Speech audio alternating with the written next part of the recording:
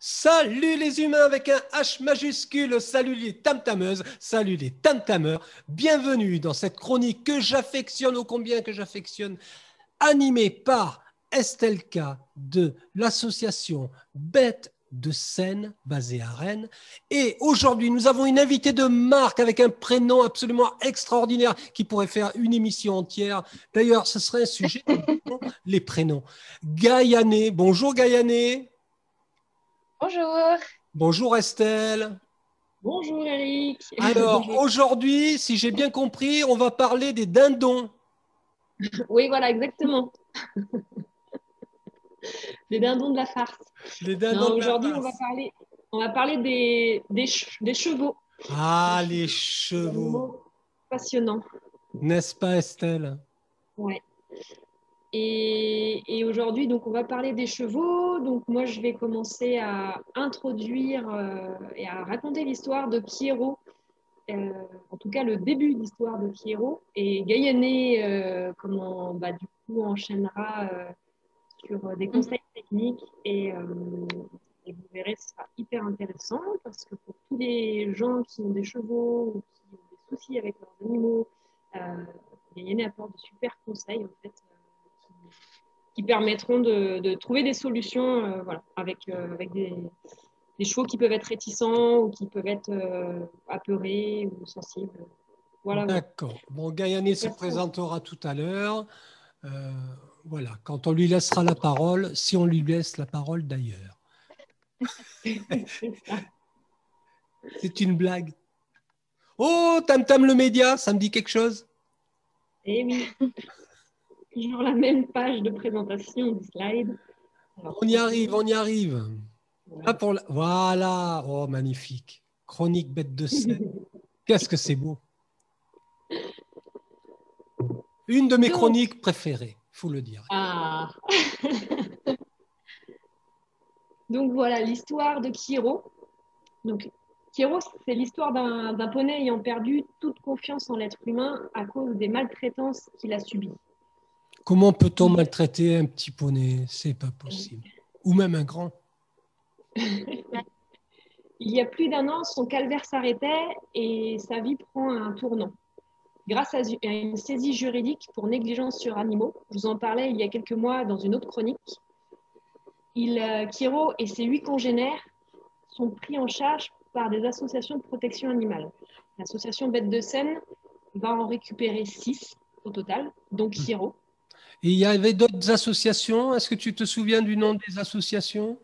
Oui, il y avait Volée de Piaf, alors qui eux normalement s'occupent d'oiseaux, mais ont quand même du terrain et ont récupéré un âne.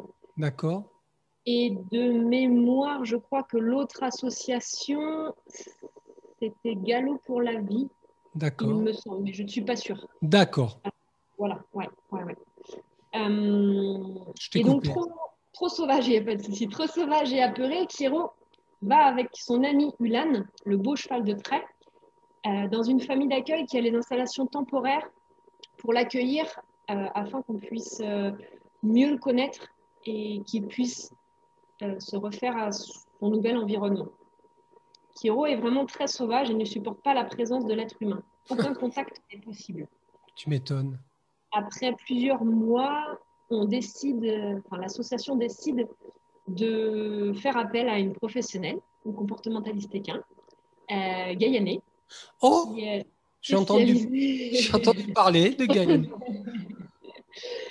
Voilà, et on fait appel à elle pour nous aider en fait dans la rééducation de Pierrot afin de pouvoir l'apaiser et surtout de pouvoir lui prodiguer les soins nécessaires, la mise à jour sanitaire, donc identification, vaccin, ainsi de suite. La vie de Pierrot prend un nouveau tournant et en quelques mois seulement, c'est une évolution fulgurante. Bravo Gaïané. Bravo Pierrot surtout. Ah oui, bon, faut être 2 pour évoluer. Il comprend que l'être humain n'est pas si méchant et menaçant, que c'est même parfois cool et agréable. Grâce à sa patience, à ses connaissances et son écoute, Gaïané a permis à Pierrot de s'exprimer et de communiquer Et de ce fait, il accepte de se laisser manipuler. Alors, D'accord. désolé. C'est pas grave. Ouais. Pilou. Pilou participe. Ouais. Les voisins. Aujourd'hui, Kiro est devenu un cheval presque comme les autres. Il a pu être identifié, vacciné. Tous les soins peuvent lui être prodigués avec son consentement et en liberté, ce qui est plutôt bluffant pour un cheval qui était sauvage. Je voudrais poser une question. Oui, Tu sais bien que j'interviens tout le temps. oui. Tu as dit qu'Hiro est un cheval. On peut dire un Oui, cheval pour un poney? en fait. En fait, Kiro, c'est un poney, on est d'accord, au niveau de sa taille, mais il a quand même une carrure de cheval. Parce D'accord. que, voilà, ouais. Parce que quand on le voit sur les photos, quand on le voit en vrai, il impose vraiment. Et pour l'avoir vu en vrai, pour l'avoir rencontré, Non, c'était il- une question. Oui, oui, non, mais c'est vrai, t'as raison. Il faut être précis. Non, c'est pas la question. C'est que effectivement, peut-être que dans le langage des équidés, on peut dire utiliser cheval pour un poney. Hein, pourquoi pas, hein. Je sais pas. Alors, on va dire que cheval et poney, c'est des questions de taille. Voilà. Après, effectivement, pour être plus générique, on parle d'équidés. Mais D'accord. après, il y a des chevaux de petite taille. Si Mhm. tu veux rentrer vraiment dans le technique, il y a des chevaux de petite taille, des races en fait, qui sont dits cheval et qui sont de la taille d'un poney. Voilà. Après, Kiro, par sa taille, c'est un poney, vraiment. Après, c'est vrai D'accord. que- C'était juste une question. Non, non, Gaïané, elle est en train de se dire, purée, il va m'emmerder celui-là. t'inquiète, je l'ai Ouais, briefé. Il a briefé déjà.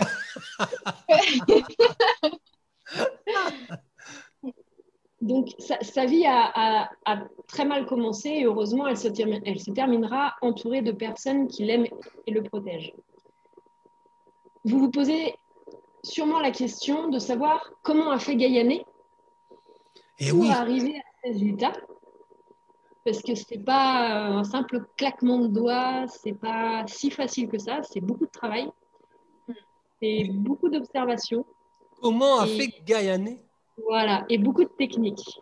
Et au final, Gaïané va pouvoir nous l'expliquer. Et j'ai même pas fait défiler mes diapos. C'est Parce pas que tellement grave. je suis concentrée. Non, mais je t'ai perturbé. Il est beau. Il est beau. Et du coup, aussi pour vous dire que grâce à Gaïané, donc Pierrot Waouh, a elle est belle. retrouvé, on va dire, une vie plus paisible, mais aussi il a trouvé une nouvelle famille puisque Gaïané l'a adopté, parce que ça fait quelques jours déjà qu'elle l'a adopté. Et donc il fait partie de sa famille et avec ses deux autres chevaux. Donc c'est chouette. Et donc Gaïané va pouvoir continuer et pouvoir nous expliquer et rentrer dans les détails de sa façon de faire et de sa technique pour en arriver d'un cheval sauvage à un cheval docile, C'est ça? on va dire. À toi, Gaïané? Est-ce que tu peux, Alors, Gaïané, te ouais. présenter en quelques mots? Ouais, bien sûr. Donc, moi, je gère une petite écurie pour chevaux sur l'an et l'un. On a donc un petit troupeau de 7 chevaux. D'accord. Et à côté de ça, donc, je prends des chevaux au travail. Alors, c'est effectivement souvent de la rééducation, puisque c'est plus pour ça, on va dire, que je suis connue. Mhm. Mais ça peut être pour du débourrage, pour des gens qui ont envie de perfectionner certaines choses. Je fais aussi du coaching, donc je donne des cours particuliers à des gens uniquement en travail à pied qui ont envie de développer la relation avec leurs chevaux, qu'il y ait une problématique ou pas d'ailleurs. Ça peut être juste de travailler en liberté, d'améliorer la relation avec leurs chevaux. D'accord. Très bien. Voilà. Bon, Et donc, Mhm. Je t'en prie. effectivement, donc Bête de Seine m'avait contacté par rapport à Kiro. Au début, voilà, je devais uniquement y travailler pour eux pour qu'après ils puissent être adoptés. Et puis c'est vrai que bon, Kiro, il a vraiment une personnalité très très touchante et il dégage vraiment quelque chose. Et bon, je pense que dans la famille, on est tous tombés amoureux de lui. Et du coup, on a décidé que C'est super. bon, ça faisait quelques jours qu'il était là. On se demandait déjà comment on ferait pour le laisser partir. Et puis, je pense que ça faisait moins d'un mois qu'il était là. On se disait déjà que bon, on pourrait pas le laisser repartir et qu'il resterait. Donc voilà, au final, on l'a adopté. On a mis un peu de temps à pouvoir l'adopter parce qu'il a fallu attendre qu'il soit prêt à être pucé, à être vacciné pour qu'on puisse faire les papiers et faire la mise à Oui, jour sanitaire. Et comme il a enfin été prêt, ça y est, on l'a adopté officiellement. c'est super. Félicitations. C'est chouette. Très bien. Donc voilà. Tu Donc je pourras... vais vous parler effectivement Oui, je me un permets de te petit peu. couper, mais surtout, il faudra me communiquer le lien de ton entreprise. Oui, d'accord, ça marche. Voilà. Mm. Merci. Ah oui, donc du coup, juste avant de commencer à vous parler spécifiquement de mon approche avec Pierrot, je voulais juste refaire un petit point sur ce que c'était quand même que d'accueillir un cheval Oui. et ce qui piquait quand même, parce que c'est pas anodin Voilà, c'est pas anodin non plus, et je pense que c'est important de connaître les besoins fondamentaux. Mhm. Donc, je voulais faire un petit rappel sur le fait que tout équidé a besoin de vivre avec d'autres chevaux. D'ailleurs, idéalement, un âne doit pouvoir vivre avec un âne plus qu'avec des chevaux, et des chevaux plus avec des chevaux qu'avec un âne. Enfin, idéalement, on reste quand même par espèce. Et le mieux, c'est quand même la vie en troupeau. Je pense qu'il y a beaucoup de problématiques qu'on peut rencontrer avec les chevaux dans voilà, des difficultés dans le comportement qu'on pourrait éviter juste s'ils avaient une vie en troupeau équilibrée. D'ac- Alors, Kiro, c'est particulier, il a été maltraité aussi. Mais je veux dire, un cheval qui vit tout seul va forcément être beaucoup plus stressé qu'un cheval qui vit en troupeau. Et donc, ça va se ressentir dans les activités qu'il va pouvoir faire ou pas avec son humain. D'accord. Question, troupeau, à partir de combien d'animaux? Alors, en fait, les éthologues, ils observent quand même qu'en moyenne, c'est entre 4 et 6 équidés, le nombre idéal. Après, au-dessus de 4, je pense que c'est bien. 3, c'est pas un chiffre impair, c'est pas évident. On a souvent un qui est tout seul, donc je dirais au-delà de 4, ce serait bien. Comme avec les humains, tu mets trois humains ensemble, ça va bien se passer entre deux, puis il y en a un qui va se sentir un petit peu sur la touche. Mm. Ouais, c'est ça. C'est ça, C'est hein? souvent ça. Mhm. Mm. Mhm. Donc voilà. Après, je pense que bon, au grand minimum, il faut au moins un autre équidé. Mais idéalement, il faut quand même qu'ils vivent en troupeau. Et je pense que ça, c'est quelque chose qui apaise beaucoup les chevaux. Et voilà, en fonction de ce qu'on attend d'eux, ils vont quand même être mieux et plus sereins dans leur tête s'ils vivent en troupeau. Et donc, voilà, je pense que moi, il y a une grosse partie de la rééducation pour laquelle je suis appelée qu'on aurait pu ne pas avoir à faire si les chevaux avaient vécu dans des bonnes conditions de vie. Quelles que Donc, soient voilà. quelles que soient les variétés de chevaux, Ouais, ouais, ouais, quelle que soit la variété. D'accord. carrément. Ensuite, voilà, petit rappel quand même sur le fait qu'un cheval est censé passer plus de 16 heures par jour à manger des fibres. Donc, il faut absolument qu'il ait accès soit à du foin, soit à de l'herbe en permanence ou à grand minimum 16 heures par jour, puisque c'est quand même, ils Non. passent une grande partie de leur temps à faire ça, Ah oui, une autre partie à se reposer, une autre partie à marcher, parce que normalement les chevaux marchent aussi beaucoup. Et après, bien sûr, les interactions entre chevaux, mais en tout cas, manger, c'est quand même leur activité principale. ah ouais. Et donc, si on restrictionne un cheval en foin, il va être stressé, il va assurer sa survie, et forcément, on va avoir des problématiques dans le comportement avec l'humain. D'accord. Donc voilà, puis après, j'ai juste rajouté aussi qu'il fallait quand même des conditions de vie décentes. Voilà, les chevaux, ils ont quand même besoin de pouvoir être protégés du soleil l'été, de protéger des insectes avec un abri. Ça peut être un abri naturel, hein, mais protéger du vent, éviter la boue l'hiver en stabilisant certaines zones, par exemple. C'est quand même important aussi. Voilà. Avant d'accueillir un cheval, il faut quand même s'assurer que les conditions de vie qu'on va lui proposer correspondent à lui. À ses besoins. Voilà, à ses besoins. À ses besoins primaires. À ses besoins primaires, c'est ça. Je Du suis, hein. coup, voilà. Donc voilà, donc préparer l'arrivée d'un équidé. Avant qu'il arrive, je pense que c'est quand même bien de savoir sur quel professionnel on peut s'appuyer. Mhm. Parce qu'il ne faut pas oublier qu'un cheval peut avoir besoin de voir un vétérinaire, un ostéopathe, un dentiste, un praticien chatou, un naturopathe, un nutritionniste, un moniteur. Enfin, voilà, faut penser que on peut se faire accompagner sur plein de domaines possibles avec les chevaux. Comme pour l'humain, même le vétérinaire parfois. Pour l'humain, le vétérinaire. En tout cas, je pense que tout ça, ça contribue à faire d'un équidé un cheval bien dans sa tête et donc mieux dans la relation aussi après avec l'homme. Et je pense que c'est important, parce que comme pour nous, on dit que c'est important de travailler sur soi pour être mieux dans sa relation aux autres. Bah, le cheval, on ne peut pas attendre de lui qu'il soit bien dans sa relation à l'homme si ses conditions de vie, elles ne correspondent pas à ses besoins fondamentaux. Hein. C'est clair.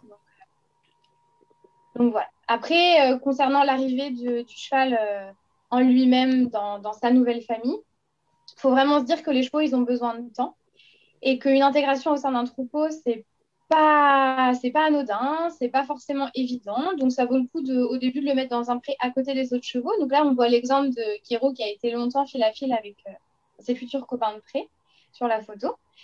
Et après, en fait, c'est quand même conseillé pendant 1 semaine, 2 semaines de le mettre avec un seul cheval du troupeau, à côté du troupeau, mais on intègre un seul cheval avec lui, souvent le dominant. Et puis progressivement, on en rajoute un autre avec eux, puis un autre, pour que ça fasse une intégration la plus progressive possible et du coup la moins stressante pour les chevaux.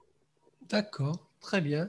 Mais du coup, alors quand tu dis on intègre au fur et à mesure des chevaux, les autres il y en aura moins dans l'autre pré, en fait. Ouais, c'est ça. Mais du coup, comme on les met fil à fil, ils se voient quand même et c'est l'histoire de 3 semaines, 1 mois grand maximum. D'accord. Mais ils se voient quand même, ils peuvent toujours interagir. D'accord, mais est-ce que par exemple, le mec qui cherche la bébête, hein, est-ce que par exemple, le fait d'avoir justement rapatrié un certain nombre de chevaux, d'autres font des dépressions? Bah, si on les séparait, enfin oui, bien sûr. Je pense qu'il y a des chevaux qui ont des liens aussi très forts avec certains chevaux du troupeau. Et quand on les sépare, parce qu'il y a un départ, pour X ou Y raison, oui, ça peut être très dur pour les chevaux qui restent. Hein. Non, mais là, donc, il faut absolument qu'ils se voient, voilà, de fil à fil, pour éviter Oui, mais là, ils se voient. Oui. Et puis après, ils sont curieux, les chevaux, et en fait, ils passent leur vie à côté des autres chevaux. En fait, le troupeau commence déjà à se former malgré la barrière au milieu. D'accord, ok. On va par exemple, sur ces 2 ou 3 semaines de transition, on va observer que, par exemple, le nouveau cheval qui est avec un cheval du troupeau ou 2 chevaux du troupeau, bah, ces 3-là vont se rapprocher du troupeau et vont dormir, par exemple, fil à fil avec les autres. D'accord, très bien. Déjà comme un troupeau, on va mettre l'eau au milieu, par exemple, comme ça, quand ils viennent boire, ils ont 2 bacs à eau, mais chacun d'un côté de la clôture et quand même au même endroit. Voilà, ils sont au même endroit, et voilà, ils sont groupés malgré tout, malgré la séparation provisoire. Ouais, c'est ça. Et après, on s'adapte à chacun. C'est des chevaux qui sont très, très paisibles. Et ben, on peut faire une intégration un petit peu plus rapide. Enfin, il faut s'adapter aussi à chacun. Il y a des chevaux qui ont besoin de temps. Le délai moyen, selon toi? 2-3 semaines. Quand même. Ouais, alors ça va. Ouais, ça va. Et après, il faut quand même garder en mémoire, pareil, il faut quand même garder en mémoire l'idée que je suis obligé de couper. Je suis désolé, hein, les humains. On vous reprend tout de suite. Une petite page de publicité. On reprend tout de suite. Je suis vraiment obligé de couper. À tout de suite. Association Bête de Seine. Le but de l'association est la protection animale. Elle a pour objectif d'accueillir les équidés, chèvres, chiens, chats et nacs, nouveaux animaux de compagnie. Abandonnés, maltraités, en détresse ou destinés à l'abattage, pour les proposer à l'adoption. Nous chercherons ensemble, après exposition de vos attentes, le compagnon qui vous conviendra. Contact www.bêtesdeseine.net. Sur Facebook, Bête de Seine, Rennes. Salut les humains, nous revoilà dans cette émission Bête de Seine, chronique Bête de Seine consacrée aujourd'hui aux équidés, animée d'une part par Estelle K et par Gaïané, quel joli prénom, je le répète une fois encore. Bon, on a eu une petite coupure tout à l'heure parce que je me suis laissé piéger par la durée qui m'est impartie sur Zoom. Voilà, parce que je travaille avec la version light. Je n'ai pas pris la version, voilà, la grande version. Donc, petite coupure, mais c'est bon, on est avec vous à nouveau. Alors, Gaïané, pour conclure, les chevaux, effectivement, on peut les séparer. Enfin, on peut, l'animal, le nouveau venu, on lui emmène ses congénères petit à petit jusqu'à ce qu'il s'adapte avec l'ensemble du troupeau. Et ça prend entre 15 jours et 3 semaines, si j'ai bien compris la leçon. Et après, il faut se dire que pour qu'un troupeau soit stable, il faut quand même plusieurs mois. Voilà, il faut plusieurs mois. Ouais. Très bien. En termes de stabilité, tu veux dire quoi? Qu'ils ne se bagarrent pas Ouais, que les histoires de hiérarchie soient réglées, qu'ils soient tous plus apaisés, qu'ils jouent tous ensemble, enfin qu'ils aient des interactions plus classiques, il faut quand même attendre plusieurs mois. Au début, l'arrivée d'un nouveau, ça bouleverse quand même l'équilibre du troupeau et il faut quand même un peu de temps pour que ça se réétablisse complètement. Et du coup, il me vient une autre question, le mec bien chiant. Est-ce que l'arrivée d'une femelle est différente par rapport à l'arrivée d'un mâle, par exemple? Ça dépend du troupeau. Par exemple, nous, à la maison, on a un troupeau avec uniquement des mâles, donc dont 3 entiers. Si on faisait arriver une jument à la maison, bah oui, ce serait très différent. Oui, je comprends. Ouais, comme nous, il fonctionne comme nous. Excellent. Alors, je te repasse la main, si je puis dire. Ok, donc là maintenant, je voulais vous parler donc, de Kiro, de son arrivée à la maison et puis des grands principes qui m'ont guidée avec lui et ce qui m'a permis de l'apprivoiser pas à pas, même si c'est loin d'être fini. Hein. Bien sûr. Donc, alors, Kiro, quand il est arrivé à la maison, il était dans le refus total de tout ce qui pouvait venir de l'homme. Donc, même notre simple présence à côté de lui, c'était insupportable pour lui. Donc, le fait qu'on essaye de s'approcher de lui, de vouloir quelque chose de lui, ça relevait de l'insupportable et il fuyait tout de suite. Si on lui mettait un peu plus la pression, c'est-à-dire que si on continuait à aller vers lui alors qu'il était parti en courant, il pouvait menacer de passer les fils, traverser les clôtures. Enfin, c'était vraiment Oui, de l'ordre de l'insupportable et du pas négociable. Une peur viscérale de l'humain, quoi. Hein. Ouais, complètement. Moi, les premiers temps, j'avais remarqué que sa zone de confort par rapport à moi, c'était un peu plus de 15 mètres. Si j'étais à plus près, enfin, si j'étais à 15 mètres ou plus proche de lui, il partait tout de suite. D'accord. Et même à 15 mètres, il arrêtait de brouter, il me surveillait. Enfin, c'était déjà pas confortable pour lui, mais c'était tolérable. Par contre, si je faisais un pas de plus, c'était insupportable. Et par rapport au chien, par exemple, parce que là, je vois sur la photo, il y a un chien. Oui. Comment ça m'a beaucoup aidé. Ça t'a aidé? En fait, ça m'a beaucoup aidé parce qu'il était très intrigué par ma chienne et pour le coup, il n'avait aucune appréhension par rapport à elle et je pense que ça a permis quand même un certain lien. Elle a servi de lien. Et pour venir vers elle, il fallait quand même qu'il vienne vers moi. Donc, je pense que ça a quand même aidé énormément au début à nouer quelque chose. C'est extraordinaire. Extraordinaire. Et ma chienne a pu approcher Kiro bien avant moi. Hein. Bien sûr. Bien sûr. Ah, c'est extraordinaire. Nous t'écoutons. Nous sommes pendus à tes lèvres.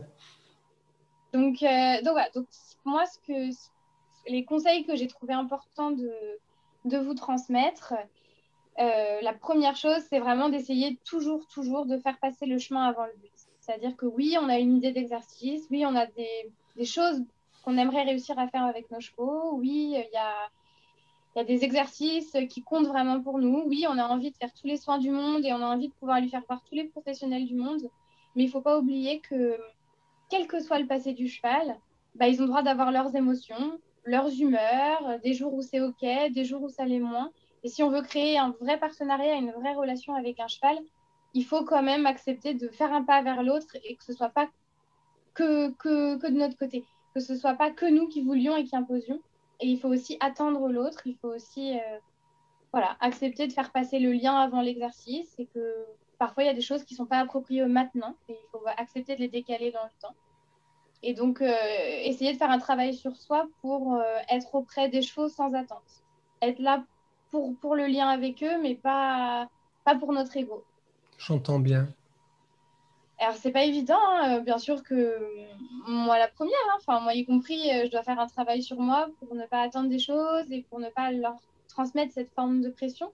Mais je crois qu'avec un cheval comme Pierrot, de toute façon, c'est pas négociable. À partir du moment où on a une attente, et d'ailleurs, c'est intéressant parce qu'à la fin, je vous présenterai juste des petites vignettes cliniques en vidéo, 30 secondes, 1 minute, et notamment une où, comme je filmais, j'avais envie de faire une petite étape et de la réussir. Bah là, à partir du moment où on a vraiment envie et on fait passer notre envie avant, clairement, un cheval comme Pierrot, il fuit tout de suite. Donc voilà. Donc ça, c'est le premier point qui est important, c'est d'essayer toujours de s'ajuster au cheval et de rien prendre pour acquis, de prendre le temps et de leur laisser du temps. D'accord. Et c'est comme ça aussi qu'on noue une vraie relation. Hein. Donc voilà. Super. Alors après, donc plus concrètement, je pense que voilà, ce qui est important aussi, c'est d'apprendre à lire son cheval. C'est-à-dire que pour savoir est-ce que telle chose c'est OK pour mon cheval, est-ce que telle autre ça l'est pas et il va falloir que je travaille ça, bah, c'est quand même important de développer une certaine lecture du corps du cheval, une certaine lecture de ses expressions pour comprendre est-ce que c'est OK pour lui, est-ce que ça l'est pas. Le langage des oreilles, la position de la tête. C'est ça. Alors en fait, j'avais envie de vous faire un petit point sur ce que ça pouvait être les noms d'un cheval parce que je pense qu'on n'a pas l'habitude en fait de lire les chevaux et de les regarder. Et alors, n'importe qui peut s'entraîner hein, avec son cheval, d'aller dans le champ et puis de les regarder interagir avec les autres, voir quand un cheval les pousse, comment ils réagissent, quand c'est eux qui poussent un autre, dans quel état ils sont, qu'est-ce qu'ils transmettent avec leurs oreilles, avec leurs yeux. Mais il n'y a pas que ça, hein. Il y a la tension de l'encolure. Est-ce que l'encolure, elle est crispée? Est-ce que mon cheval, il a un mouvement de recul? Est-ce qu'il a au contraire un mouvement agressif? Oui, les oreilles, est-ce qu'il baisse ses oreilles? Mais est-ce que aussi il plisse un peu les yeux? Est-ce que son menton est tendu? Est-ce que les naseaux ils sont crispés? Enfin, en fait, il y a plein de choses. Alors là, je vous ai mis à droite là, la photo, c'est l'échelle de la douleur. Donc là, c'est pas le stress, c'est pas la peur, mais c'est l'inconfort physique. Et mine de rien, dans ce qu'on leur propose, il y a certaines manipulations. Si on leur demande les pieds, par exemple, bah, il faut tenir compte du fait que potentiellement ils peuvent avoir mal quelque part. Et donc, je trouvais que cette échelle, elle était assez intéressante juste pour vous montrer différentes photos des mêmes chevaux et de voir finalement que à peu de choses près, ça veut dire quelque chose de complètement différent. D'accord. Donc, bon, ça, c'est juste pour entraîner son regard. Hein. Là, on n'est pas obligé de détailler l'échelle, mais vraiment de se dire que finalement, tout a son importance dans la lecture du corps du cheval. Et donc voilà. Donc, Pierrot, c'était un cheval qui, de toute façon, c'est un cheval qui, à partir du moment où il a le doute qu'on n'écoute pas son nom, il va crier. C'est-à-dire qu'il peut chuchoter non, il peut dire non très doucement, mais si on le contraint, s'il sait qu'on ne va pas écouter vraiment son nom, il va tout arracher et il va se mettre en danger. Il est capable de casser des clôtures, il est capable de se coincer quelque part, il est capable de traverser des routes. Enfin voilà, s'il a un doute, il part. Donc, ce qui a en fait fonctionné dans mon travail avec lui, c'est qu'à la microseconde, en fait, il faudrait le faire au micro-quart de seconde où il dit non, il faut absolument arrêter ce qu'on est en train de faire, quoi qu'on fasse. Même si pour nous, par exemple, une caresse, c'est pas anodin. Moi, je pense le récompenser, mais peut-être que lui, rien que le contact de ma main sur son corps, ça lui rappelle des choses. Il appréhende et peut-être que c'est pas OK pour lui une caresse. Et il faut mais je suis complètement d'accord. Je suis complètement d'accord. Voilà. Non, mais complètement d'accord avec ça, hein, vraiment. On ne peut pas forcer les gens à accepter un bisou, une caresse. Nous dans l'éducation avec notre fils, on a été très respectueux par rapport à ça. S'il ne veut pas de bisou, il ne veut pas de bisou. Et puis on respecte. C'est ça, il ne faut pas faire l'erreur de donner ce qu'on voudrait recevoir nous. Oui, voilà. Puis il faut respecter. C'est son corps, c'est voilà. Et puis, il faut respecter que peut-être un jour, c'est OK et le lendemain, ça l'est pas. Et c'est pas grave. Peut-être que ça le sera le surlendemain. Non, Enfin, c'est c'est pas ça la grave. vie. Ben, c'est ça, exactement. Exactement. Non, non, mais c'est bien. C'est super. Donc voilà. Et en fait, avec les chevaux, c'est vraiment ça aussi qui est important, en fait. C'est de se dire, oui, bah là, hier, il était d'accord pour sortir en balade. On a pu aller jusque-là. Et puis bah, aujourd'hui, je sors du pré, il est déjà stressé. Oui, mais on ne sait pas tout ce qui se passe dans leur tête. Peut-être qu'aujourd'hui, il y a du vent. Peut-être qu'aujourd'hui, les autres chevaux du troupeau sont stressés et ont stressé votre cheval. Voilà. Peut-être qu'aujourd'hui, vous êtes tendu et vous ramenez l'attention du travail, d'une dispute. Et même si vous êtes persuadé que tout va bien, votre cheval, il le sent. On ne sait pas en fait vraiment ce qui fait qu'un jour c'est OK, qu'un jour ça l'est pas. Mais en tout cas, il faut être prêt à accepter ça et se dire, bah, c'est pas grave. Il dit pas non il dit pas non à ma présence. Il dit non à ce que là, j'allais lui proposer. Mais je peux lui proposer autre chose. On peut faire autre chose ensemble. Donc, surtout les chevaux, hein, je veux dire, c'est pas pour rien qu'on utilise les chevaux pour les handicapés, ou les personnes qui ont eu des accidents, qui ont eu enfin bref. Ouais, mais et Kiro, d'ailleurs, il a complètement ça en lui. Hein. Il est hallucinant. Si on arrive dans le pré et qu'on est triste, déprimé ou j'en sais rien, enfin qu'on n'est pas forcément bien, mais qu'on ne lui veut rien, il va venir tout de suite, tout de suite, tout de suite, se poser à côté de nous et juste nous demander des câlins. Enfin, il est. Mais effectivement, si on n'est pas là pour lui transmettre tout notre mal-être, quoi. Si on est juste là, il va venir. C'est super. Donc voilà. Et Kiro, c'était un cheval au début, c'est ça, à plus de 15 mètres, il était gêné. Et donc en fait, bah, quand il me disait que c'était pas OK pour lui que je sois à 15 mètres, je m'éloignais. Et donc il a commencé à se dire, bah, en fait, à chaque fois que je lui montre que c'est pas OK pour moi, elle s'éloigne. Bah, donc ça a commencé un peu à le surprendre, un humain qui finalement entendait un peu ses noms. Parce que la maltraitance, c'est de pas entendre les noms du cheval. Quoi qu'il ait vécu, il a forcément dit non à un moment donné. Et on ne l'a pas entendu. Si on a pu le frapper, c'était contre son gré quand même. Donc je pense que là, le fait de voir un humain qui s'ajustait un peu à ses émotions, à ses attentes, bah, je pense que lui, il a commencé un peu plus à me prêter attention. Il a quel âge, donc, en fait, estimé 10 ou 15 ans. D'accord. On ne sait pas du tout, on n'a pas trop d'éléments sur ça, mais au vu de ses dents, au vu de son état de santé, physiquement, sa façon d'être, oui, entre 10 et 15 ans. Et il a eu un seul propriétaire ou il en a eu plusieurs? On ne sait pas. Je crois qu'on ne sait pas. Hein. Non, ça, on ne sait pas. Ouais, non, on ne sait pas du tout. Après, on ne sait pas où est-ce qu'il est né, on ne sait pas d'où il vient parce qu'il n'était pas pulsé, il n'était pas du tout identifié quand on l'a récupéré. Enfin, ce que vous savez, c'est qu'il a été maltraité avec le dernier propriétaire. Oui, voilà. Ouais. Okay. Ouais. Et puis après, voilà, je pense qu'il y a des chevaux qui réagissent aussi différemment à ce qu'ils ont vécu. Et puis un propriétaire, qu'est-ce que j'aime pas ce mot-là? Oui, c'est clair. Moi d'ailleurs, j'avoue, moi, je me considère plutôt comme la gardienne du bien-être de mes chevaux ou comme l'humaine de mes chevaux. Mais c'est vrai que je ne dis jamais propriétaire, c'est un truc, ça devrait être banni du vocabulaire, ce truc-là, pour les animaux, pour les êtres vivants en tout cas. Je veux dire, En plus, c'est vrai que du coup, je trouve que propriétaire, ça induit vachement le fait qu'on ait des droits sur eux. Oui, c'est ça. C'est ça le truc. Mais comme on vit dans une société de droit, si je puis dire, avec des lois qu'on doit appliquer, etc. Donc, c'est par rapport à ça. Hein, ça a pris le pas, le pas sur l'humanité, cette notion de propriété, alors que l'humanité, bon, ok, on peut être propriétaire d'une maison, de ceci, de cela, mais et encore, bon, si quand même, c'est bon. On est chez soi, on n'a pas envie non plus d'être envahi. Mais voilà. Un être vivant, je trouve que c'est quand même. Ça me dérange. Et puis avec la. Ouais, complètement. Donc, moi, je me sens pas du tout. Il est bien ce chroniqueur, moi, je trouve. Il est bien, hein, vraiment, il est sympa.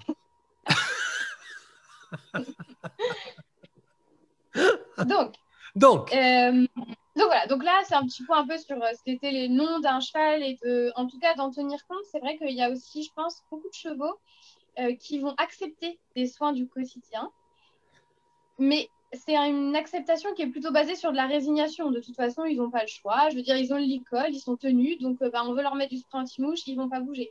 On veut leur mettre la selle, ils ne vont pas bouger parce qu'ils sont éduqués sur le licol, ils sont éduqués à ne pas bouger. Mais par contre, si on les met vraiment en liberté et qu'on vient avec notre spray au milieu du champ, je ne suis pas sûre que tous les chevaux restent auprès de nous et nous disent vas-y, mets-moi du spray partout, c'est OK pour moi. Il y en a qui vont être complètement d'accord avec ça. Puis il y en a beaucoup en fait qui vont partir. Et je me dis que, voilà, si c'est un message que je peux faire transmettre, c'est juste de penser à laisser son cheval en liberté de temps en temps et de regarder, est-ce que c'est OK certains soins ou pas. Et si ça l'est pas, c'est pas grave de prendre le temps que ça le soit. On peut les convaincre que c'est agréable le spray. Je veux dire, maintenant, moi, Kiro, j'arrive avec mon spray, lui, c'est associé à coup, je vais avoir des bonbons parce que je vais être mignon. Et il est trop content d'avoir son spray anti-mouche. Il est trop content d'avoir n'importe quel soin. Je peux lui soigner des blessures alors que ça peut être douloureux. Il sait que c'est OK parce qu'après, il va avoir un bonbon, que c'est une interaction quand même auprès de l'homme. Donc maintenant, il va être d'accord. Enfin, et je trouve qu'on oublie assez vite ça sous le prétexte mon cheval est éduqué, de toute façon, il n'a pas à bouger. Bien sûr, si un jour il y a besoin de faire un soin, là maintenant tout de suite, je suis la première à dire on fait le soin coûte que coûte. Mais la plupart du temps, on a le temps de les préparer en amont à toutes ces choses-là. Et voilà, je trouve que c'est quand même aussi important de se donner ce temps-là. Alors c'est sûr qu'un cheval comme Pierrot ne nous laisse pas le choix de faire autrement. Pierrot, on ne peut pas se dire voilà, je vais lui mettre le licol, je vais le tenir et puis l'ostéopathe elle va faire ses manipulations. Kiro, en fait, si l'ostéopathe elle veut le toucher et que lui, il n'est pas prêt, qu'il soit en licol ou pas, il arrache tout et il part. Donc, de toute façon, on ne va pas pouvoir tricher avec lui. Mais je trouve que c'est aussi une belle leçon pour les autres. Faut qu'on arrête de tricher. Faut qu'on prenne le temps aussi avec eux. Faut qu'on arrête d'imposer. Ouais. Qu'on arrête d'imposer. D'imposer de se conduire justement en propriétaire. Et en plus, certes, ça prend du temps. En fait, ça s'appelle le nom qu'on donne aussi, c'est souvent le medical training ou les soins coopératifs. C'est de cultiver l'accord du cheval pour les soins du quotidien. Et je veux dire, ça prend du temps, mais en même temps, c'est du temps où on gagne la confiance de son cheval et c'est du temps gagné quand on a des vrais soins à faire. Et d'accord. Là, des fois, toute la contrainte du monde, ça suffit pas quand le cheval il a mal. Alors que par contre, la confiance, ça peut jouer dans la balance et aider le cheval à accepter des choses qui auraient pu paraître inacceptables avant. D'accord. Donc voilà. Très bien. Ensuite, du coup, je voulais vous parler donc, sur la diapo d'après. Alors, je la mets juste... voilà. Un peu de cultiver les oui de son cheval. C'est-à-dire que là, on a parlé un peu d'entendre les noms de son cheval. Et d'ailleurs, j'ai souvent une petite expression par rapport à ça. C'est que pour moi, un cheval qu'on n'écoute pas quand il dit non, on va lui apprendre à crier. Parce que s'il n'est pas écouté quand tu chuchotes, il va parler plus fort. Et c'est dommage, parce qu'après, ça fait des chevaux dangereux, ça fait des chevaux qui arrachent la longe, ça fait des chevaux qui mettent en danger l'humain. Il y a des chevaux aussi qui vont passer sur un mode plus offensif, qui vont venir plus au combat contre l'humain, juste parce qu'on n'a pas écouté les petits noms qui étaient chuchotés. Et une grosse partie de notre boulot auprès d'eux, c'est déjà de les écouter, de prendre le temps de les écouter et de dialoguer à partir de... Quand ils chuchotent, on peut dialoguer. Par contre, quand ils crient, moi j'ai un cheval qui se cabre au-dessus de moi et qui essaye de me boxer parce qu'il en peut plus et qu'il faut qu'il se libère, là, je peux même plus dialoguer. Je dois juste assurer ma sécurité et on perd toute la richesse de la communication qu'on aurait pu avoir si je l'avais écouté dès le début. D'accord. Donc, voilà. Et du coup, cultiver les oui. Oui, comme par exemple avec Pierrot. Donc, ok, j'écoute à chaque fois qu'il me dit non, mais maintenant, comment je fais pour quand même de temps en temps qu'il finisse par me dire oui? Alors, je pense que le secret, c'est de décomposer tous les apprentissages en plein de petites étapes. Mais des étapes tellement faciles qu'il va forcément réussir à les faire et que du coup, je vais pouvoir le récompenser.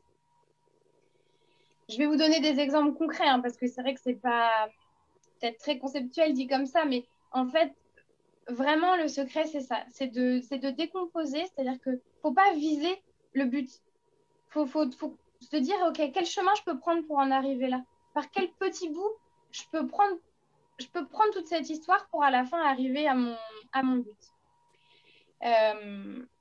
Et bien sûr, de récompenser les moindres efforts du cheval. Alors, la récompense, moi, j'utilise la friandise. Ça peut être aussi les gratouilles, ça peut être la pause. Ça peut être le fait de juste amener son cheval brouter. Enfin, voilà, il y a plein de petites choses qui peuvent inciter le cheval à nous donner encore plus de oui et à être encore plus coopérant avec ce qu'on va lui proposer. Donc, par exemple, ça implique, je sais pas, je veux désensibiliser Kiro, j'avais envie de pouvoir le toucher. Et ben, au début, je vais voir, est-ce qu'il est OK pour que, à 10 mètres de lui, j'avance ma main comme si j'allais le toucher, mais je suis à 10 mètres. Bon, s'il finit par me dire oui, s'il ne bouge plus, alors au début, moi, je lui lançais des pommes, quoi. Parce que je ne pouvais même pas m'approcher de lui pour le récompenser, donc je lui lançais des pommes, qu'il allait les manger. Au moins, il était récompensé d'avoir accepté que je sois à 10 mètres de lui. Ça pouvait être aussi, s'il acceptait que je m'approche un tout petit peu et qu'il ne bouge pas, hop, je repartais. J'allais faire autre chose. J'attendais que ce soit lui qui revienne. Après, par exemple, avec le contact, je peux me dire, moi, j'ai envie de le caresser, mais peut-être que pour l'instant, ça va être juste un micro-effleurage. Je touche et j'enlève ma main. Et puis, comme ça, il n'a même pas le temps de me dire non. Donc, je vais pouvoir récompenser le oui. Et du coup, il va se dire, finalement, elle m'a touché.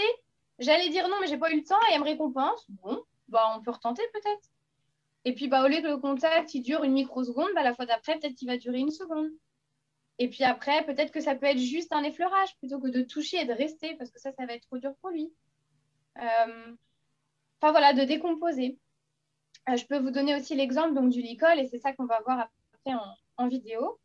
Donc, Hiro, je pense que le licol, pour lui, c'était vraiment associé à la contrainte. Le licol, c'est ce qui nous permet de tenir le cheval. Donc lui, accepter le licol, c'était céder sur sa liberté, c'était céder sur ce qu'il avait sûrement maintenu en vie, sur sa survie. Donc, c'était une étape qui a été extrêmement longue et extrêmement compliquée pour lui. Donc, moi, j'ai essayé de me dire, on s'en fout du licol, mais on va essayer de travailler plein de petits exercices qui, un jour, vont nous mener à lui mettre le licol comme un cheval normal. Donc, j'ai travaillé, par exemple, le fait de agiter le licol à côté de lui et de faire du bruit avec le licol jusqu'à ce que ce soit complètement OK, le bruit du licol. Parce que le licol, il y a le bruit du mousqueton, il y a des petits cliquetis. Rien que pour lui, ça, c'était associé à « oula, qu'est-ce qu'on veut? On va me frapper avec ça, je me bats. » Donc déjà, est-ce que le bruit, c'est OK? En parallèle, je faisais, par exemple, avec la longe, donc la longe seule qui ne fait pas de bruit, est-ce que je peux te toucher avec la longe sur tout le corps? Je vais pas te frapper avec, c'est juste pour te toucher. Bon, quand il a commencé à se dire, OK, la longe, c'est pas dangereux, après, je n'ai pu le toucher avec le licol sur tout le corps. Après, ça a pu être, est-ce que tu acceptes de mettre juste ton nez dans le licol, mais juste le nez? Je sais pas pour te contraindre, c'est juste de mettre son nez. Après, ça pouvait être aussi, ou en parallèle d'ailleurs, qu'il accepte que je mette mes mains autour de son encolure, en fait, parce qu'après, le licol, ça va venir au-dessus sur sa nuque, en fait. Et du coup, rien que ce contact-là, d'être un peu coincé entre nos mains, pour lui, d'être coincé avec moi, c'était pas possible. Donc, est-ce qu'il acceptait de... voilà, mais étape par étape. Est-ce qu'aujourd'hui, tu acceptes que je fasse juste ça, puis ça, puis ça? Et puis, je travaillais aussi, est-ce que tu acceptes de... Je passais ma main de l'autre côté de son encolure, moi j'étais d'un côté, puis de l'autre côté, je faisais pendre le licol et qu'il accepte d'être entre le licol et moi. Ça, c'était pas évident pour lui. Enfin, voilà, faut essayer de décomposer sur... le plus d'étapes possible. Et puis, le jour où toutes ces étapes-là, elles sont validées, on les assemble et ça donne une mise du licol hyper simple. Et là, concernant Kiro, mettre le licol, ça a été... c'est beaucoup de temps, mais ça a été relativement facile. Ce qui a été le plus compliqué, ça a été qu'il accepte de suivre la tension de la longe. Pour lui, à partir du moment où je lui demandais, suis la longe, lui il se disait, non, mais là, j'ai plus le choix, en fait. Je pense qu'il avait le doute de ne pas avoir le choix. Et du coup, il arrachait la longe systématiquement. Donc, je suis passée par des étapes où, en fait, je ne mettais même pas le licol. Je passais juste la longe sur sa nuque, en fait. Et je lui disais, t'as la longe, mais moi, je fais rien. Est-ce que tu veux bien me suivre alors que tu as la longe? Mais en liberté. Je ne la touchais pas, la longe. Voilà, donc il a fini par accepter de me suivre alors qu'il avait la longe ou alors qu'il avait le licol, mais sans que j'y n'y touche. Et ça, en liberté, il me suivait déjà. Donc, je lui disais, mais c'est pas moi qui te contrains, c'est toi qui viens. Puis, progressivement, est-ce que tu acceptes que je touche un petit peu à la longe, puis je te laisse venir? Enfin, voilà, on a tout décomposé. C'est ce qu'on va voir là en vidéo. Et maintenant, rassurez-vous, là, sur les vidéos, ça va paraître... c'est des micro-riens, mais c'est des micro-riens non, mais c'est super. Passionnant. Et maintenant, il prend le licol. C'est le premier, quand j'arrive voir les chevaux, si j'arrive avec un licol, par exemple, j'ai prévu de sortir un autre de mes chevaux, il me pousse, il met la tête dans le licol et hop, prends-moi aussi, on va faire une balade. Enfin, c'est beaucoup plus simple maintenant. Hein, mais, donc, du coup, Estelle, je peux te laisser mettre la petite vidéo. Donc, voilà la première. Alors, du coup, Estelle, je te laisse. Ouais, j'ai lancé, mais ça charge un peu là. C'est pas grave. Bon, et si ça coupe, hein, vous affolez pas. On fera une troisième partie. Hein. Ah, ben c'est une émission et c'est nature. Hein.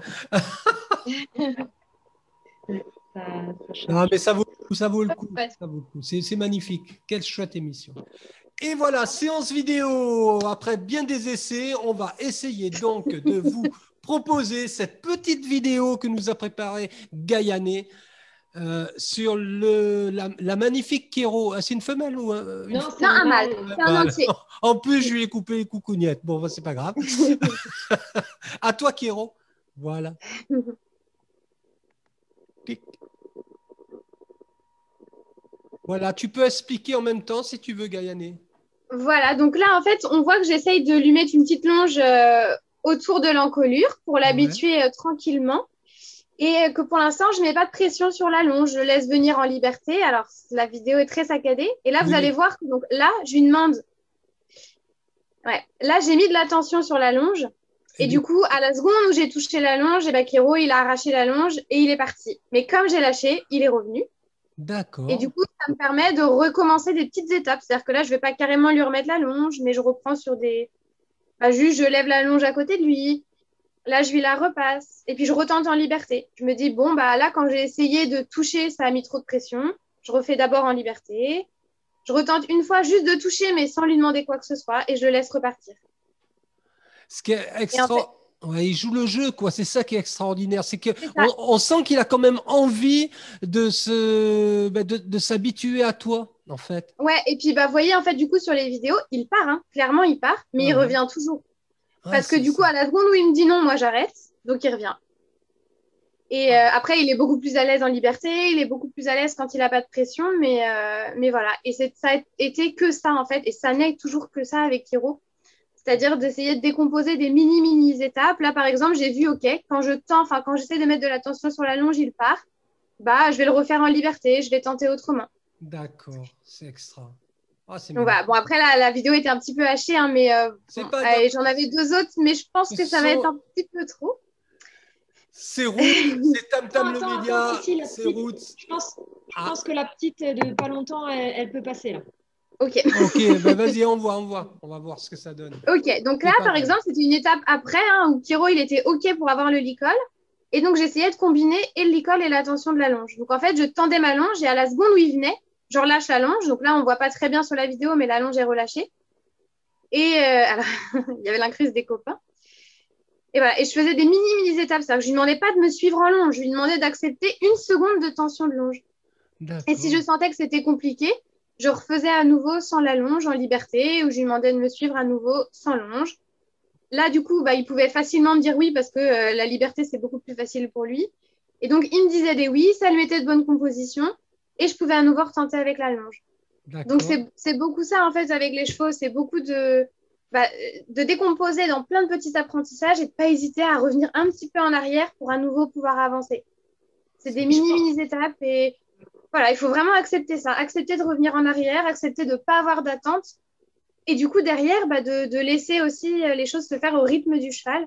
Et après, c'est beaucoup plus fiable comme apprentissage aussi. Hein. Donc voilà. Après, l'autre vidéo, là, c'était un des exemples, par exemple, où là, c'était juste secouer le licol autour de lui et pouvoir le toucher avec le licol. Il n'était pas question de lui mettre le licol si de base, déjà, le fait que je bouge le licol autour de lui, c'était compliqué. C'était des petites vignettes pour vous illustrer un peu en image les étapes qui nous ont permis. Le pas à pas que tu as mis en place avec Kéro. Voilà. Avec Kéro. Et que tu recommandes, bien sûr. Oui, que je fais avec tous mes chevaux et avec tous les chevaux. L'avantage d'un cheval comme Kéro, et l'inconvénient, mais c'est que de toute façon, avec lui, ça ne peut être que comme ça. Ça ne peut pas être autrement. D'accord. Donc voilà. Mais maintenant, c'est ce que vous verrez sur cette vidéo-là, mais qui par contre est peut-être trop lourde à charger. C'est donc une vidéo qu'on a faite il y a quelques mois avec une amie de notre évolution un peu en soins coopératifs. Et donc vous verrez tous les soins du quotidien qui sont faits complètement en liberté avec Hiero. Alors, que ce soit l'approche, que ce soit les câlins, mais vous verrez aussi le pansage complètement en liberté, le fait de donner les pieds, de parer les pieds en liberté, le fait de... Alors, dans la vidéo, on voit ça aussi, hein, je l'ai entraîné à tous les soins vétérinaires, donc de pouvoir pincer un petit peu son encolure en faisant comme si j'allais le piquer avec un vaccin. J'ai préparé aussi toutes les manipulations ostéo, donc tendre les pieds, bouger la tête, ça pouvait être s'entraîner à soigner une blessure, s'entraîner à tout ça. Et en fait, Hiero fait tout ça en liberté. Par contre, à l'heure d'aujourd'hui, faire ces soins-là avec un licol, ça va rester compliqué. Alors, c'est mieux, mais ça reste compliqué. Par exemple, là, on voit sur la vidéo avec le spray. Oui. Et ce que tu es en train de faire là, tu le fais régulièrement avec ton... Oui. Ton On reprend ça régulièrement avec Hiero, avec tous mes chevaux d'ailleurs. Hein. On se fait souvent des petites sessions un peu tous les jours en fait. Alors, pas tous les jours, mais un petit peu tous les jours. Hop, je vais leur proposer un petit atelier. Là, par exemple, j'ai un de mes chevaux qui a besoin d'avoir un spray dans les narines parce qu'il a une pathologie respiratoire qui fait qu'il a besoin un peu comme une ventoline. C'est assez compliqué. Il faudrait pouvoir lui donner à l'instant où il inspire. C'est pas forcément confortable pour le cheval. Donc, en ce moment, je prépare mes chevaux à ça. Alors, bien sûr, sans le vrai produit pour l'instant, avec de l'eau. Mais du coup, en ce moment, on est sur ça. On s'entraîne à accepter d'avoir un spray dans les narines en liberté. Hiero, il est trop content. Il accepte, il s'en fout. Il a l'habitude de travailler comme ça. Hein. Donc, voilà, là, sur la vidéo, on voit que, par exemple, je l'ai préparé à être touché, mais avec des gants. Parce que c'est pas tout à fait pareil que les mains nues. Bien sûr. Là, je l'entraîne à être piqué. Alors, pas en piquant pour de vrai, hein, pour des règles sanitaires, mais je le pince et je le prépare à la vaccination. C'est ça qui nous a permis d'ailleurs de le vacciner en liberté avec la vétérinaire, hein, qui a accepté de le... Voilà, là, je le prépare aux gouttes dans les yeux. Ils sont beaux, ces chevaux.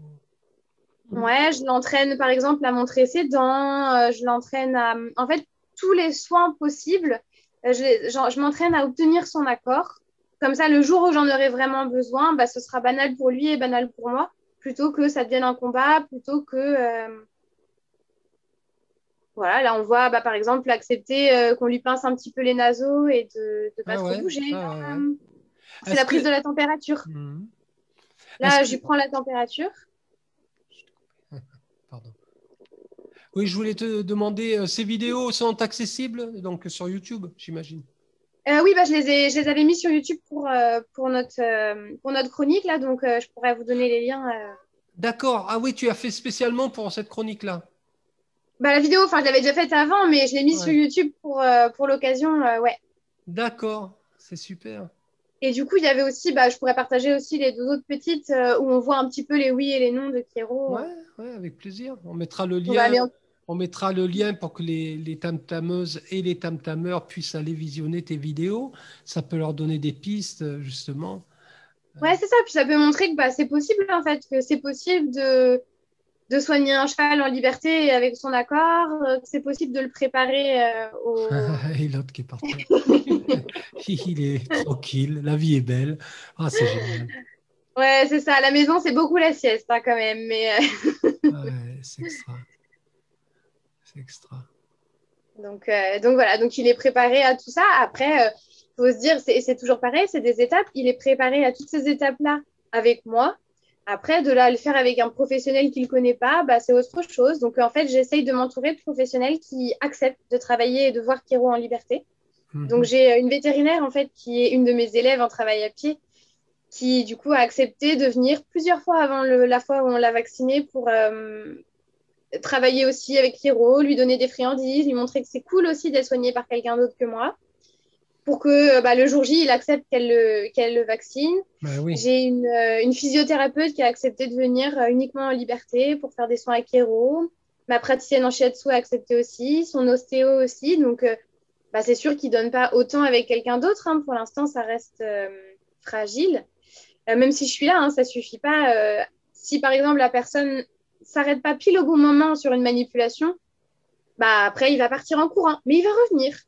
Donc voilà, il faut se dire que c'est pas à pas, que là, à l'heure d'aujourd'hui, c'est sûr que s'il avait besoin de grosses manipulations ostéo, clairement, ce ne serait pas possible. Il y a plein de choses qui restent très fragiles et trop fragiles avec d'autres gens. Mais on travaille dans ce sens. Une des étapes pour moi, c'est d'inclure mes pensionnaires, d'inclure mes proches, mes amis et de leur demander de temps en temps 5 minutes pour s'entraîner avec Kiro et que ce soit eux qui fassent pour qu'ils se rendent compte qu'il y a d'autres humains qui peuvent être cool. Il n'y a pas que moi. Bien sûr. Voilà, ça c'est important aussi. Ça fait partie des nombreuses étapes qui nous mèneront encore plus loin. Mais à l'heure d'aujourd'hui, donc là, la vidéo, on l'avait faite il y a quelques mois. Maintenant, on a même découvert les sorties en extérieur. On part en balade. Il part avec mes 2 autres chevaux. Donc, il est quand même entier. J'ai un autre cheval qui est entier aussi. J'ai mon 3e cheval qui est Monorchid, donc qui est quand même un peu entier. Je pars avec les 3 sans aucun souci. Alors, est-ce que tu peux préciser entier? En fait, la majorité des chevaux sont castrés. C'est-à-dire que l'immense majorité des d'accord, ok. Ouais. La majorité des chevaux qu'on croise dans les champs, en fait, c'est des hongres ou des juments. Mais du coup, ils sont hongres. Donc, souvent, on dit que les entiers, c'est normal, ils ont plus de testostérone, plus d'hormones. Bien sûr. Voilà, un peu plus émotif, un peu plus compliqué. C'est votre langage, hein, parce que moi, je n'y connais rien. Donc, entier, oui, d'accord, entier au sens propre du terme, entier. Oui, non, mais c'est vrai que tu fais bien de nous redire. Voilà, on dit que souvent, c'est des chevaux plus compliqués, plus sensibles. Mais dans les faits, si on les éduque, c'est tout aussi simple que les autres. Hein. Ça prend juste peut-être un peu plus de temps. Mais... C'est super. Donc voilà. Là, notre prochaine étape, c'est d'entraîner Kiro à monter dans le vent pour ensuite pouvoir aller à la plage. Le summum. On va peut-être redonner la parole à Estelle, non? Je ne sais pas. Oui, tout à fait. Gaïné, merci infiniment pour tout ça. Ça a été une émission un petit peu compliquée, mais compliquée dans le sens où, on fait ça par passion, nous. Surtout par passion. On n'est pas des professionnels dans le sens où, c'est un média amateur et puis on assume complètement la gestion de ce média comme ça et de ses chroniques. Alors, Estelle, merci Gaïné en tout cas, merci beaucoup. Et bien le bonjour à Kiro. Estelle? Oui, du coup, je vais terminer comme d'habitude avec les moyens pour aider l'association Bêtes de Seine, puisque des chevaux comme Kiro sauvés d'un triste sort, il y en a beaucoup, on en a régulièrement. Actuellement, il y a une vingtaine d'équidés qui sont pris en charge. Quelques-uns vont être adoptés d'ici peu de temps et on a encore d'autres prises en charge qui suivent. Donc, pour soutenir l'association, il y a toujours les dons et parrainages par le site internet bêtesdescène.net. Il y a aussi la plateforme Teaming où là, c'est 1 € par mois. On s'inscrit sur le groupe Bêtes de Seine. En fait, il y a un groupe Bêtes de Seine. On s'inscrit et on vient rejoindre la communauté Bêtes de Seine sur Teaming. C'est 1 € par mois. Et ce qu'il faut savoir, c'est, parce que je me suis il n'y a pas longtemps, c'est qu'en fait, c'est déductible d'impôt. Parce que c'est considéré comme bon. Donc, voilà. Ah ouais, carrément. Ouais. Donc, voilà. Et Lilo, donc le moteur de recherche Boudaire, pareil, nous faire des recherches grâce à Lilo. Ça nous permet, donc ça vous permet de cumuler des gouttes. Ces gouttes sont ensuite, lorsque vous les reversez à l'association, transformées en argent. Aujourd'hui, on a cumulé plus de 1 300 €. Donc, c'est pas mal. C'est vrai, c'est une somme. Ça continue, sachant que c'est gratuit pour tout le monde. Donc, autant en profiter. Et puis, TerraCycle, donc toujours le tri des déchets avec Gilles. Et en plus, il a rajouté, donc en allant sur sa page, la brigade du 56 TerraCycle, en Bêtes de Seine, il a rajouté, il est devenu pour un nouveau type de déchets. Voilà, donc il faut aller voir, c'est des espèces d'emballages, encore des emballages plastiques. Oui, bien spécifique d'ailleurs. C'est vrai, ouais. À suivre, à soutenir. Oui. Super. Et pour la prochaine fois, on changera complètement d'animaux. On passera des grands à des tout petits, donc les NAC. D'accord. La responsable de l'équipe des NAC, Carole, qui nous créera des nacs, lapins, hamsters, chinchillas, voilà, souris, rats. On évoquera plusieurs sujets. Et puis, donc, là, peut-être que j'aurai la place pour la partie bien-être naturel pour les nacs, à voir, en fonction de ce qu'elle aura à dire. Écoute, hein, là, on a dépassé le format qu'on avait l'habitude sur le. Hein, là, je crois qu'avec Gaël, on a vraiment battu le record en durée. Mais c'est pas grave. Je vais te dire, moi, c'est vraiment une des chroniques que j'adore vraiment. Je l'attends toujours avec impatience parce que depuis que Estelle a eu l'ingénieuse idée de créer ces diaporamas et d'inviter des personnes comme toi d'ailleurs à participer à ces chroniques. Moi, je me régale parce que d'abord, je n'y connais pas grand-chose. J'adore les animaux. Je soutiens la protection animale autant que possible. Mais là, en plus, moi, je me régale. J'apprends beaucoup de choses. C'est super, c'est passionnant. Voilà. C'est tout bon, c'est tout bénef. Donc, peu importe la durée, les gens, ils écoutent, ils ont envie d'aller jusqu'au bout, ils écoutent. Ils n'ont pas envie, tant pis pour eux. Voilà. Voilà. Et ben, merci à toi, merci à tous pour votre écoute et puis à bientôt. Alors, on vous donne rendez-vous le mois prochain. Salut les humains et surtout salut les animaux. Salut. Salut. Bye bye.